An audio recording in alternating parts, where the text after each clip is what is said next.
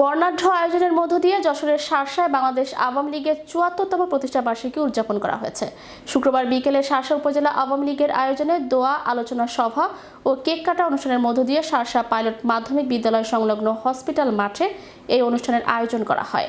বাংলাদেশ আওয়ামী লীগ শার্শা উপজেলা শাখার সিনিয়র যুগ্ম সাধারণ সম্পাদক আলহাজ্ব আবুল হোসেন বাবলুর সভাপতিত্বে এ সময় প্রধান অতিথি হিসেবে উপস্থিত ছিলেন বাংলাদেশ আওয়ামী লীগের শার্শা উপজেলা শাখার সহ সভাপতি মিনহাজ উদ্দিন।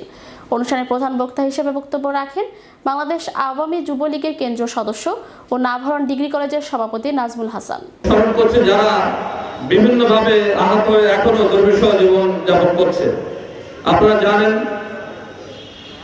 বিএনপি সরকার যখন ক্ষমতায় ছিল 21শে আগস্ট প্রকাশ্য দিবালোকে জননেত্রী শেখ হাসিনাকে মানবতার মাকে হত্যার উদ্দেশ্যে যে গ্রেনেড হামলা চালিয়েছিল, সেখানে আইবি রহমান সহ ওই দিন যারা জীবন দিয়েছিল, শহীদ হয়েছিল, তাদেরকে আমরা স্মরণ করছি।